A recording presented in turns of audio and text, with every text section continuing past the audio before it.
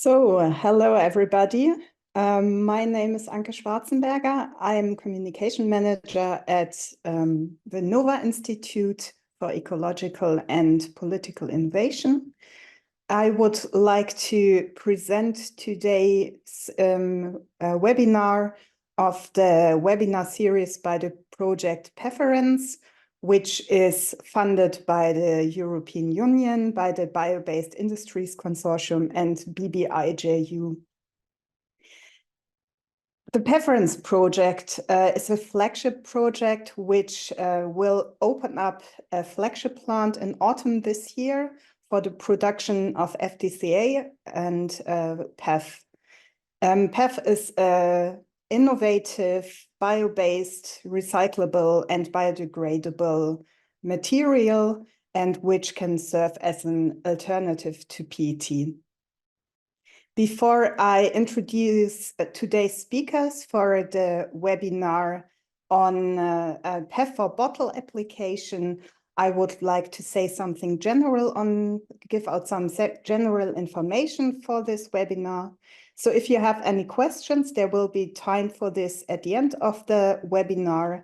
Please enter all your questions in the Q&A box. Do not put it in the chat. The chat is only for people that need some help.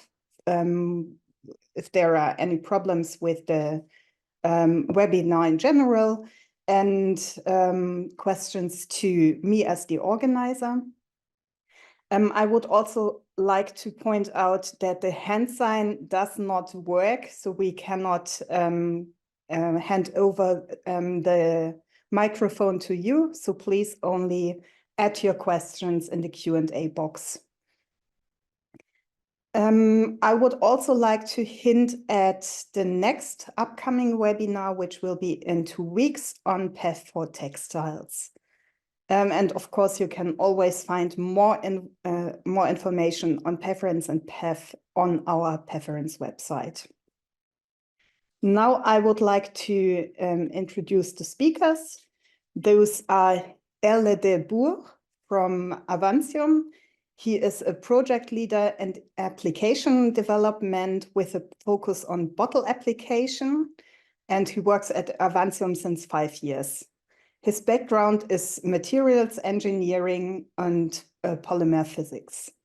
Our second speaker is Josh Turner. He's a senior materials engineer at Blow Molding Technologies, also since 5 years. He holds a PhD in polymer and material science from the Queen's University of Belfast. Yeah, I would like now to hand over to the speakers. Please share your screen. Thank you, Anke. I will indeed share my screen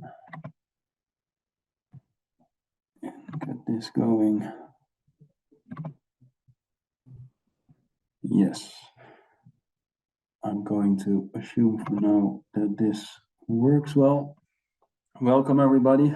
As Anke mentioned, my name is Erle de Boer, and I will be one of the 2 presenters today to tell you something about PEF in bottle applications. So I've been a project leader in the application development team for 5 years now, and with the focus on the specific bottle applications. So starting with some contents, I'll give you an introduction to PEF, to Avantium and PEF. Then I'll discuss a little bit about PEF in monolayer bottles, monomaterial bottles. Then we go on to multi-layer bottles where we use PEF as a barrier material. And then Josh will take over from Blow Molding Technologies to say something about how we can use free stretch blow molding and eventually also modeling to improve the preform, the bottle, and the process design. And I'll end up with some concluding remarks. So, starting with Avantium. What is Avantium? Okay, Avantium is a Dutch company, pioneer in the emerging industry of renewable chemistry. Our mission is to create disruptive technologies to accelerate the transition from fossil-based to renewable and circular plastics, with an ambition to help and facilitate a fossil-free chemical industry by 2050. How would we like to do that, or what do we think we can contribute to that? We have a current portfolio, and I need to get rid of some of the here. Current portfolio of renewable products focusing on plant-based plastics. So the main two are, so we go from sugars, and then we make, in our patented ICSI process, we make FDCA, and in the RAY process, we make plant-based MEG. Those together can be used to form the plastic PEF, polyethylene furanoate, which we'll be talking about today, which we then intend to be using for applications such as the packaging industry, both rigid and flexible packaging, textiles, and film applications.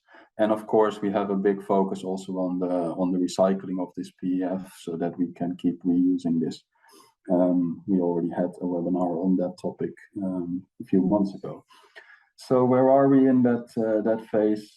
For the ICSI process, making the FDCA, we are currently building a 5 kiloton per year flagship plant, which should be up and running at the end of this year.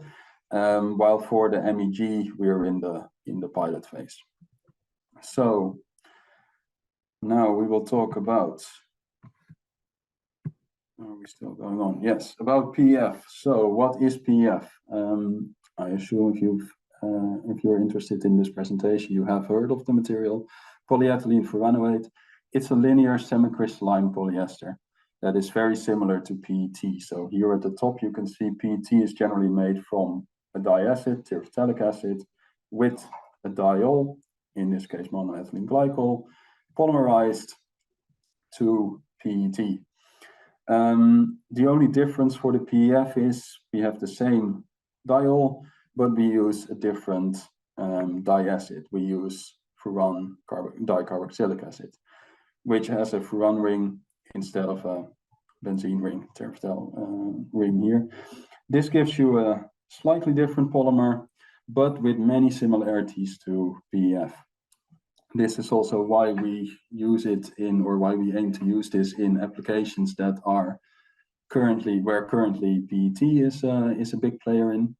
And with the aim to not replacing PET, but to give that extra little bit of a push in some properties that PET currently does not have, and we think we can fill that gap by using PEF. What are those properties? Well, PEF is the main property that I want to talk about, and I'm going to mention a lot of times today, is the gas barrier properties. So oxygen barrier for PEF is about 10 times better than for PET, very important for oxygen sensitive drinks such as this orange juice. Then we have also, can't get rid of this. Then we also have 16 to 20 times better CO2 barrier, important for carbonated soft drinks, also very much used in bottle applications. The material has a 60% higher modulus and strength compared to PET, so we do have also lightweighting potential. Of course, the material is fully bio-based. We make it from sugars. What do we have more? Important for the processing, and I will be mentioning this several times. We can process PEF because it's so similar to PET. We can process it in existing PET lines. There are some things we need to take into account, but I will mention a few of those later on in the slides. One of them are the thermal properties that are different.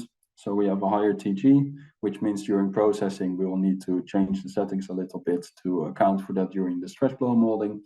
But it's good for example, hot fill applications where you need a higher TG to resist the hot filling of your beverage. Also has a lower melting point by about 30 to 40 degrees, which is good for the processing because it means we can process this material also at a lower temperature, saving energy costs for heating up the plastic. Yeah, so barrier properties. The main attraction of PEF. PEF is a high barrier material that can be used for monomaterial packaging. So I have here a graph giving the oxygen barrier as a function of also the water vapor barrier. So here, the higher it is, the lower the barrier. The lower the permeation, so the better the barrier properties. Here also, the more to the right you go in the graph, the better the barrier properties. So we can see PET here somewhere in the middle. Some materials that are about equal in the oxygen transmission, but are poor for the water vapor barrier, some on the other side.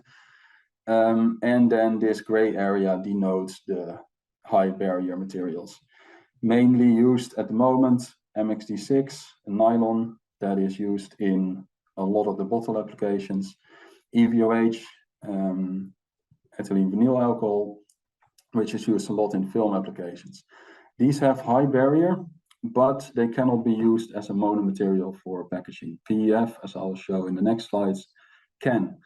There's one other material that can do that, it's PEN, but here the PEF still has about a 2 times better barrier than even the PEN has. So another advantage of PEF is that the barrier performance of PEF is not affected by the humidity. So the Furan ring is the main contributor, and this is not affected by the humidity. While, for example, a nylon and an EVOH might be better than PEF in at low relative humidity, but the higher you go in relative humidity, the worse this barrier gets, while the PEF stays constant and at some point crosses this. Right.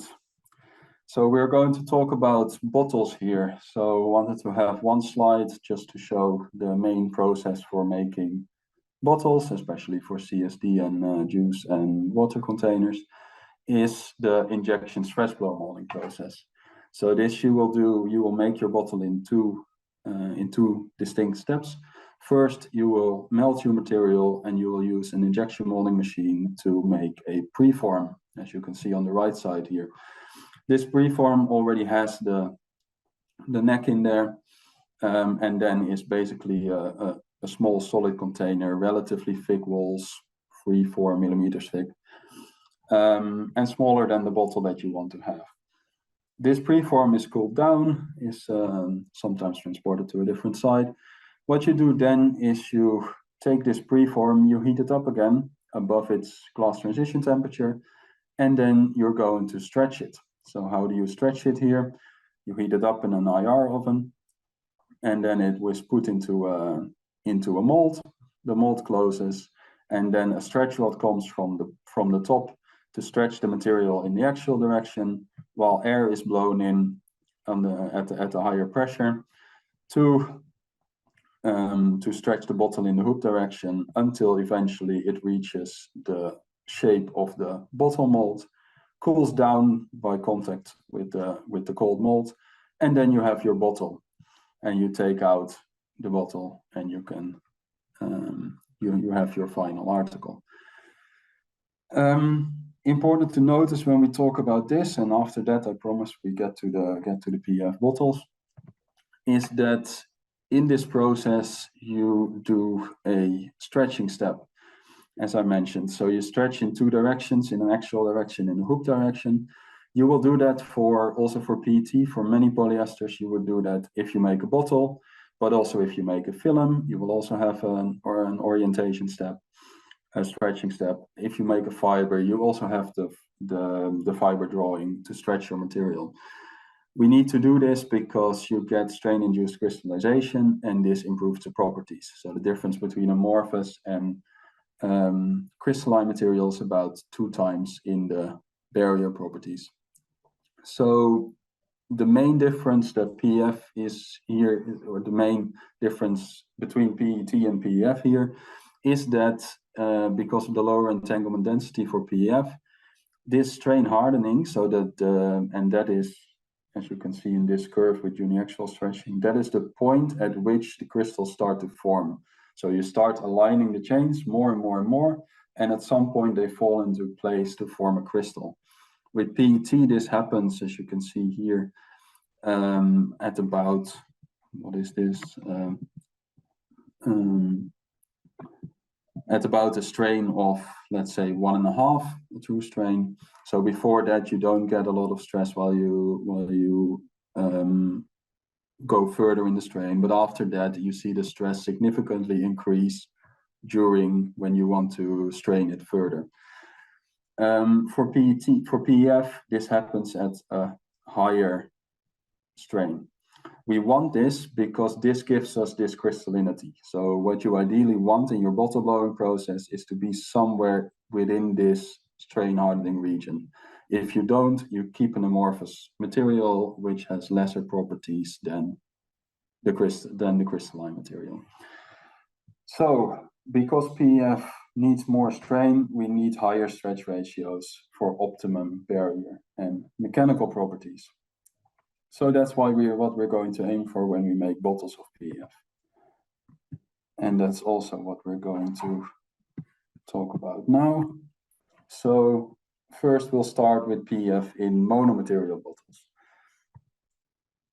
So we again compare to a standard PET bottle where you would have a preform, such as the one here, and then you stretch this into a bottle. And this bottle, as you can see, has been stretched both in the axial direction, and there you go from this red line here to the red line on the outside there. That's your axial stretch ratio. And it's been stretched in the hoop direction. And there you go from your preform diameter, your preform radius to the radius of your bottle, or the diameter of your bottle. As I mentioned, we need an increased stretch ratio compared to PET. So how do we do this? Well, either we mix and match. So basically what we want is a smaller preform. Right? If we want to keep the bottle the same, if we make a smaller preform and we stretch it into the same bottle, we get higher stretch ratios. Two ways to do this. Either we mix and match existing preform and bottle designs. So we take a preform that is aimed at a small bottle and we blow it into a medium or a larger bottle. Of course, eventually it will be better to design the preform specifically with PEF in mind, but this requires investment in new equipment. Here, the good way of doing it with the first mix and match approach is that there's no need for new molds. You just take an existing preform, an existing bottle, but you just take a smaller preform than you would use for the PET. As I mentioned, if you would design with PEF in mind, we would do that by shortening the preform. If we then want to keep the same weight, the same thickness of the bottle, we also need to increase the bottle walls. With PET, you have a significant limit there in the bottle walls, because if the preform does not cool down quick enough, then in the middle of the preform, with the thick preform, you can get crescent crystallization, and this will give you a hazy bottle. PEF crystallizes much slower than PET, so we never have this issue, and we can make our preforms as thick as we need to get the high stretch ratios here. Some considerations. So as I mentioned, stretch blow molding or the injection stretch blow molding process, 2 steps. The first one is a melt processing step, where we take the PEF and we make preforms out of it with an injection molder. Now, important to notice here, PEF can be processed in exactly the same equipment as you would use for PET. We've done this with multiple partners many times. We can make great preforms using the same machines.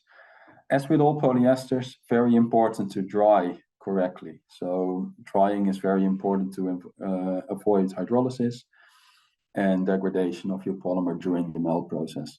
We always say aim at the residual moisture content of the dried material of at least lower than 50 ppm, and ideally even a bit lower than that. And then the second part is important. The PEF processing temperatures can be around 30 degrees lower than PET. So I have a quick table here. For PET, general temperature range for processing of preforms is 275 to 285, maybe 290 degrees Celsius. While for PEF, we can go as low as 250 degrees Celsius to make preforms. There is a range, you can also go higher, and the main thing to note there is that the injection pressure for PET, because we have this lower entanglement density, we need to start at a higher intrinsic viscosity, a higher molecular weight of the PEF. So our intrinsic viscosity when using PEF is about 20 to 30% higher than PET at ideal conditions. If the machine that you're using is not able to handle these high injection pressures, no problem. You can play a bit with the temperature, increase the temperature a little bit to resolve this. And then with the preforms, of course, you take care there's no crystallinity in the preform, and you take care that that you minimize the residual stresses in the preform. And then you have something that you can then use for bottle blowing. The bottle blowing, again, can be done in exactly the same equipment, the standard stretch blow molding lines of normal PET bottles, with the following changes. So PEF preforms, because of the higher TG, will be blown at a temperature about 10 degrees higher than PET. So PET will be roughly 105 degrees on average, but the preform temperature where you blow. For PEF, this is more in the range of 115 degrees Celsius.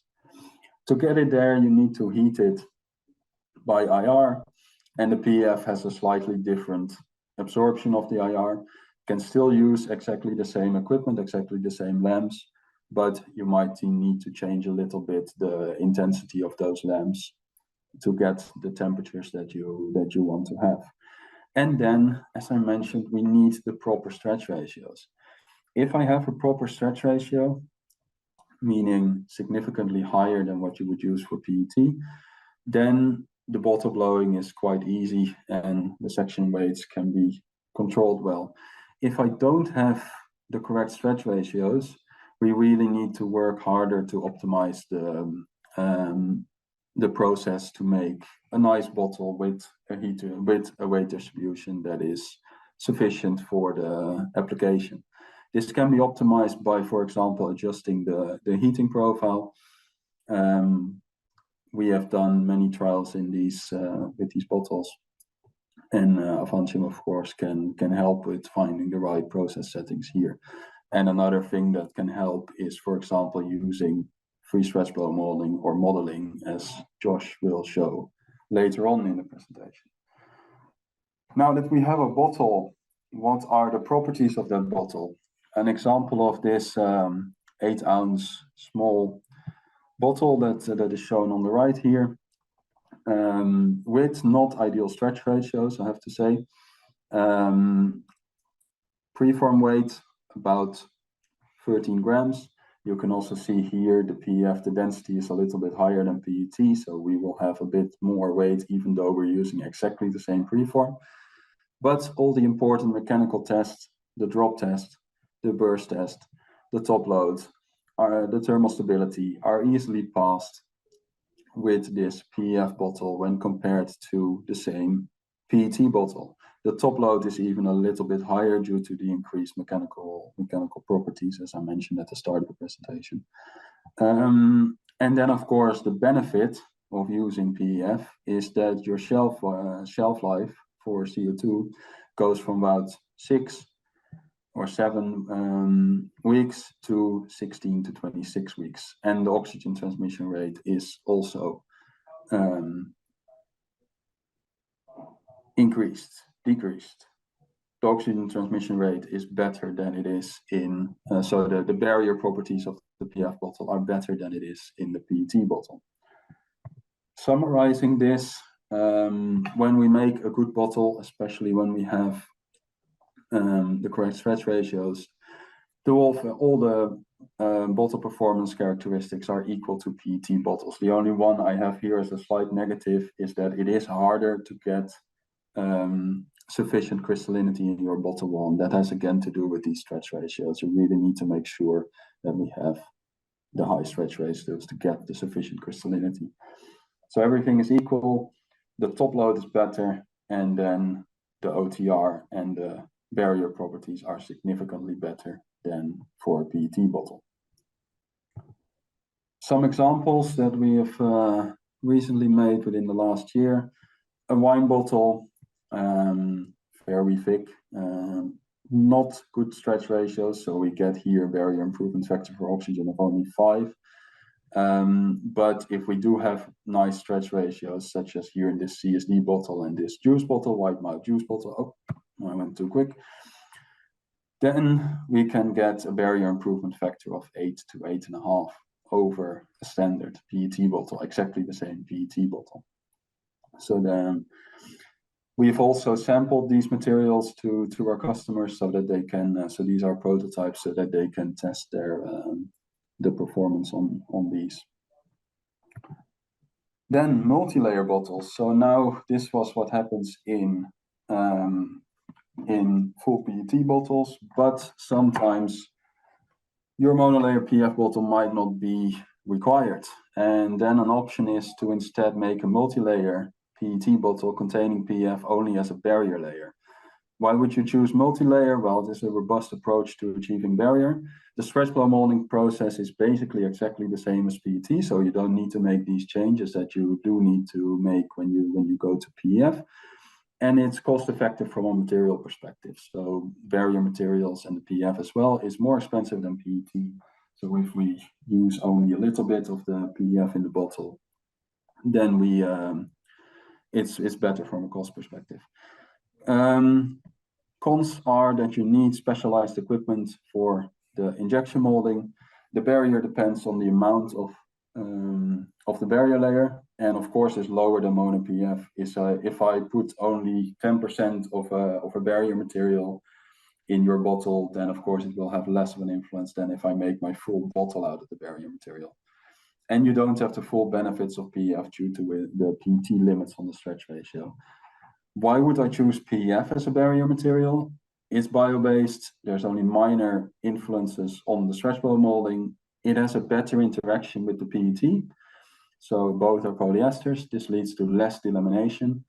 There's also less of an influence of moisture on the barrier properties. And in recycling, we have endorsements to be recycled in the PET stream because we're also polyester, and this is better for the recycling. What do we do here when we design preforms? Again, we would like to design it to suit the PF stretch ratios. But of course, we're limited here by the PET part of the preform. So we can again make this small preform and get stretch ratios that are good for the PF. But then the 90% of PET that you still have in this preform is also experiences these stretch ratios. And if you stretch PET beyond a certain stretch ratio, you will get overstretching.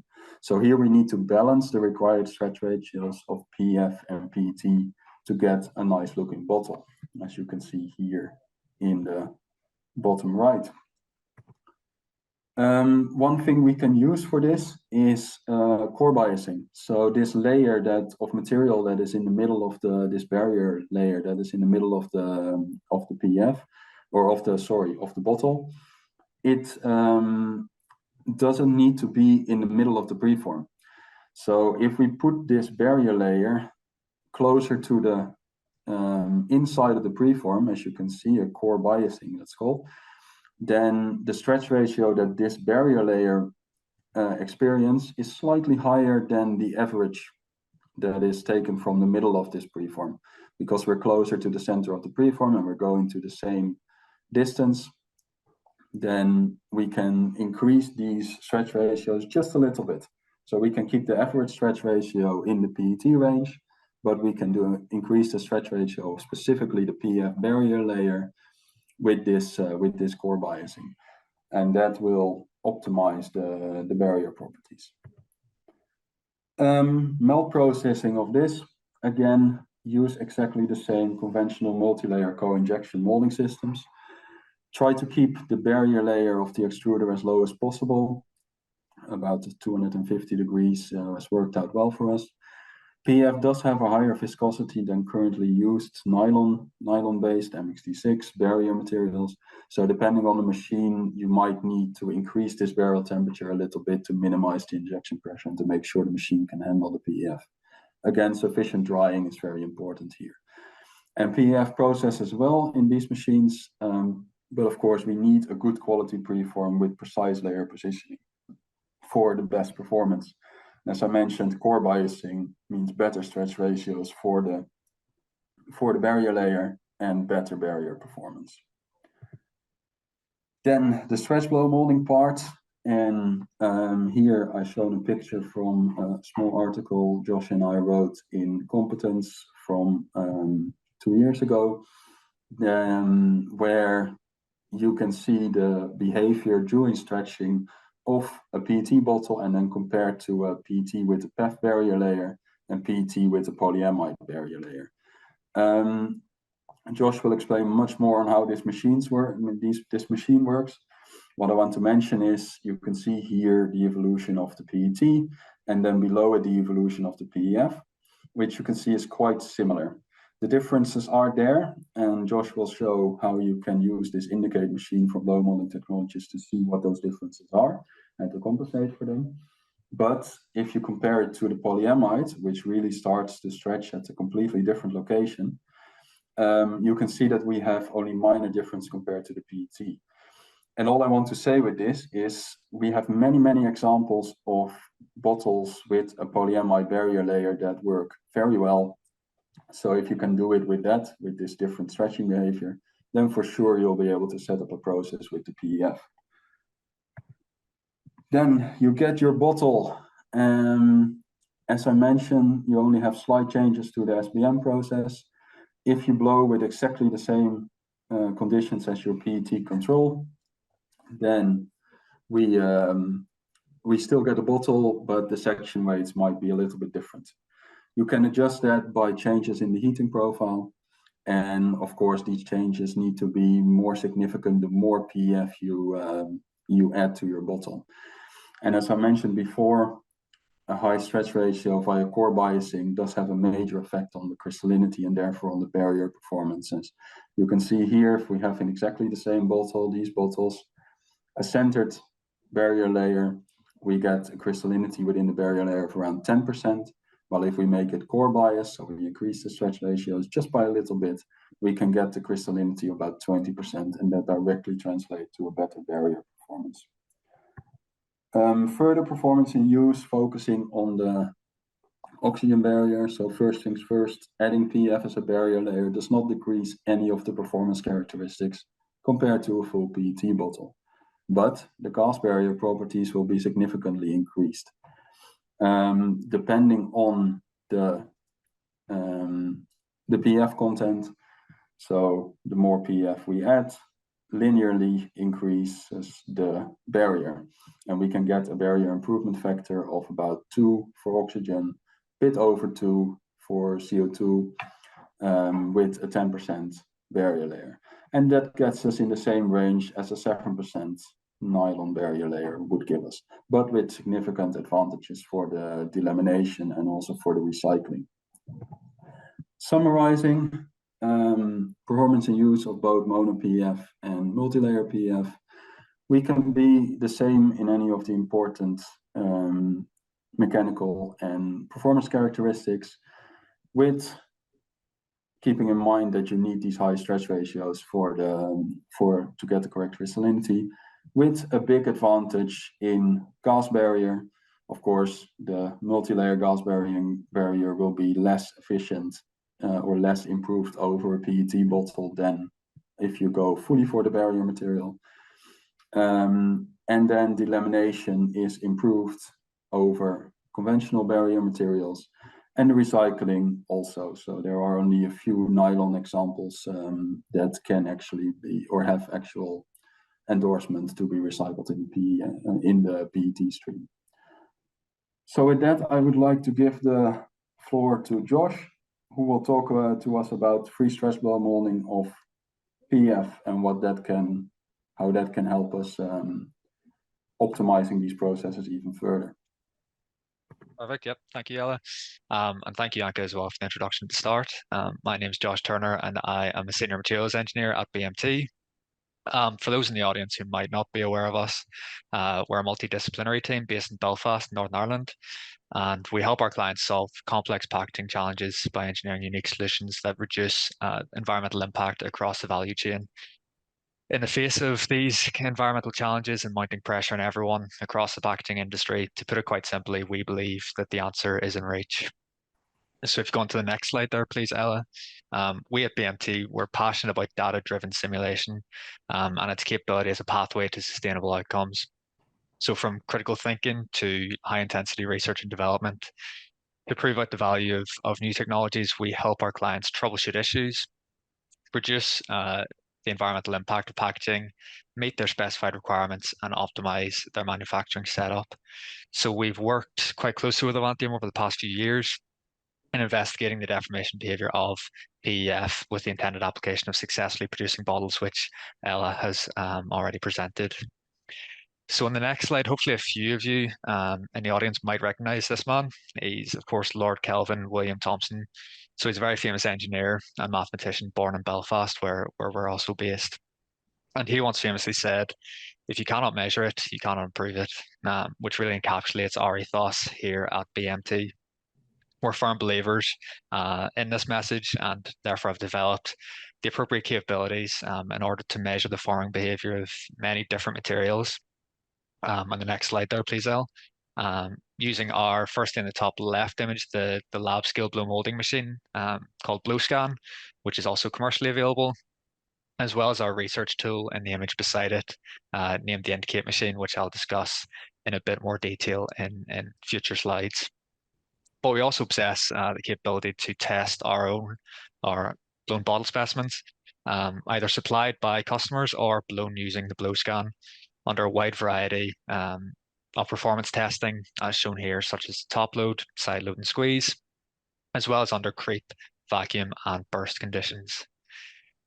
So for our initial investigations into PEF forming behavior with Avantium, we've used our bespoke Indicate machine on the next slide, which we use then to mimic the pre-blow phase of the stretch molding process that Elle described earlier, and where the majority of the deformation is seen to occur. So we can vary different forming conditions such as the temperature, flow rate, and stretch rod speed. And we use digital image correlation to extract the full field stress strain behavior of the preform during forming. Ultimately, we can uncover a materials processing window, and we can create a unique fingerprint of the material deformation behavior, which can essentially aid us in the adoption of these new materials within the stretch molding space. But most importantly, with minimal trial and error testing. So in the next slide, I have a video here showing the operation of the Indicate machine. So firstly, the operator loads a pattern preform onto our 3-axis robotic arm, which then transports the preform to the heating station. The preform's then heated for a set amount of time by way of an oil bath. So this is done primarily to ensure a uniform temperature profile throughout the entire length of the preform. So then after heating, the preform is then carried to the blowing station, where it's then deformed subject to the forming parameters chosen by the operator. And the data is then recorded within the preform cavity using an instrumented stretch rod. So here's a video here showing the resultant deformation of the preform, captured by 2 stereoscopic high-speed cameras, as well as then the strain field generated by the digital image correlation. So the blown article is then ejected for inspection or any post-processing testing that may be wanted. So finally, there's an excerpt of the data that is produced from a single test. So it ranges from qualitative outputs, such as the evolving bottle profile with time shown on the left-hand side, as well as quantitative data, such as the cavity pressure and the stretch rod force shown in the top left, the full field strain, and most importantly, the unique fingerprint of stress against strain subject to the applied loading conditions. So that's a bit of background basically into how we capture the relevant data for these investigations. So now on to some of the actual results from the previous work that we've done on PEF. So on the next slide, firstly, we have some videos of the blowing behavior of monolayer PEF preforms supplied by Avantium. And so we can actually draw some qualitative conclusions from these videos alone for kind of delving into the stress strain data. So what we can see from these videos, firstly, is the influence of temperature in the blowing behavior of PEF. So ranging from 105 degrees Celsius on the far left-hand side to 150 degrees Celsius on the right.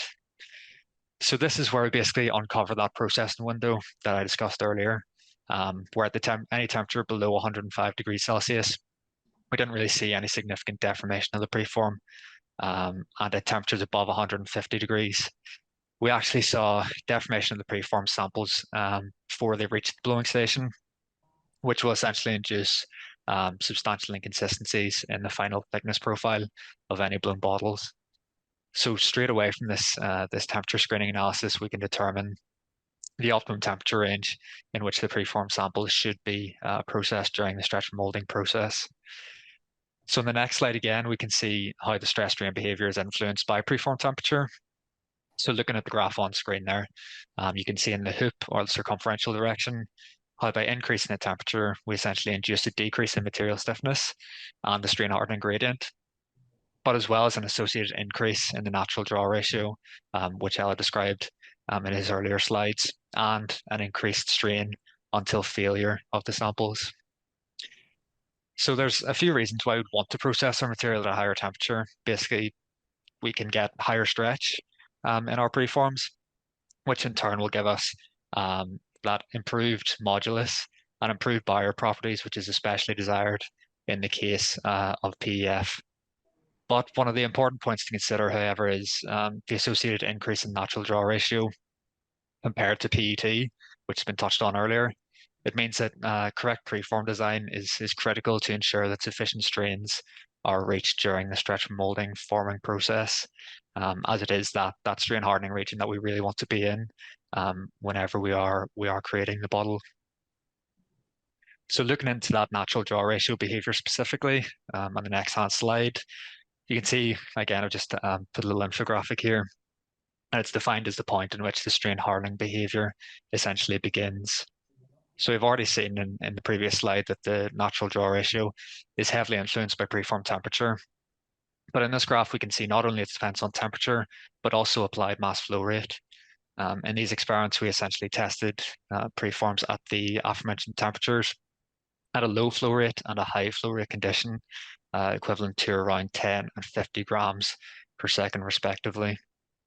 And what we can see from the bar chart here is not only the explicit dependency of natural draw ratio on temperature, but there's actually very little difference between preforms deformed at low and high rates when heated at the same temperature.